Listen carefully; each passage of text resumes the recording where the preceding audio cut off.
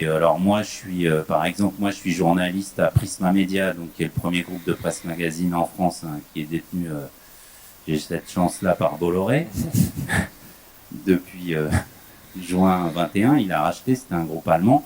Donc c'est le premier groupe de presse magazine, un tiers du marché, c'est Femmes Actuelles, Prima, Voici, Gala, enfin plus Gala qu'il a vendu au Figaro, mais voilà, toute une série de télé-loisirs, télé 2 semaines, enfin de la presse grand public, grand format, avec beaucoup de sites qui doivent, comme tu le dis, produire au kilomètre. On nous a annoncé, alors on était censé être sous forme de test, hein, d'IA. Évidemment, les instances représentatives du personnel n'avaient été ni informées, ni consultées, ni quoi que ce soit. Et là, on nous annonce au CSE du mois de mars, donc du CSE du mois dernier, qu'à partir du mois d'avril, par exemple, 10% de la production de Voici, et Voici.fr principalement, parce que c'est là où il y a beaucoup de production à la journée, 10% de la production sera fait en IA, sans informer ni consulter le CSE. Quel genre de papier? Alors là, pour l'instant, ils sont vraiment sur du papier qu'on appelait nous du bâtonnage de dépêche, hein, clairement. Alors avant, c'était fait par des humains, maintenant c'est fait par de l'IA. Après, vérification quand même d'un secrétaire de rédaction qui est obligé de repatiner derrière.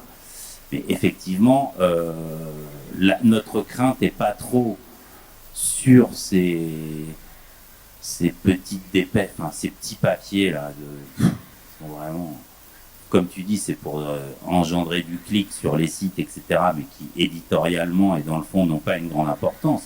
Non, ce qui nous inquiète beaucoup plus, c'est l'étape d'après. Parce que par exemple, Prisma Media, eux, ce qu'ils veulent faire, c'est exploiter un article de fond, une enquête d'un journaliste, d'un vrai journaliste, d'un être humain, et après l'IA, l'IA vous en fait 4, 5 formats différents sur supports différents. Et c'est là notre inquiétude de fond. Elle n'est pas trop sur des papiers voilà, enfin, je les qualifierais pas. On a sur des sites comme ça. Mais donc nous, notre première baston, juste pour terminer et répondre la riposte syndicale, parce que d'abord, et ce qui a été dit aussi dans les interventions des camarades suite à l'expo, etc., d'abord l'objet et le but, c'est d'y être. Parce que là, on est totalement en retard, comme d'habitude, et totalement dépassé, nous, par nos éditeurs. Donc nous, qu'est-ce qu'on a fait à Prisma Media? Ils nous ont mis un point au CE information sur des tests donc d'IA, où en fait, quand on lisait le document que j'ai là, hein, un document, en plus, ils n'ont pas fait grand-chose, ils ne sont pas beaucoup fatigués, un document de 15 ou 16 pages, information sur l'expérimentation de l'intelligence artificielle au sein de Prisma Media. Contraintes et limites. Mais sauf que quand vous rentrez dans le doc, vous arrivez, test Voici, phase 2, à partir d'avril, un article par jour par personne, soit 10% de la production quotidienne. Ça, c'est pas un test. Donc on leur a dit, nous n'assisterons pas à ce point. On a de la chance, la CGT est majoritaire, avec 57% des voix et 11 élus sur 18. Nous n'assisterons pas au point, nous quittons le CSE, nous allons faire mettre au vote une résolution qui va nous permettre d'aller ester en justice, parce qu'évidemment, face à l'introduction de cette nouvelle technologie, vous devez nous informer et consulter. Donc évidemment, travailler avec les conseils derrière et tout. Résultat, le lendemain, on a eu une petite négociation en one-to-one et nous avons obtenu l'information-consultation qui débutera le mois prochain.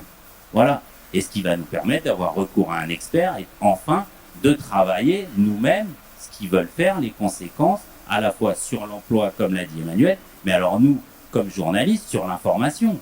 Évidemment, délivrée au public, parce que c'est ça aussi qui nous inquiète beaucoup d'un point de vue éthique. Confiance, ouais. Ben, bien sûr. Et là, il n'y a rien. Parce que là, c'est pareil, qu'avait prévu la boîte, charte d'utilisation sur l'IA, sans négociation, sans rien. Un peu comme sur les chartes unilatérales de télétravail. Voilà.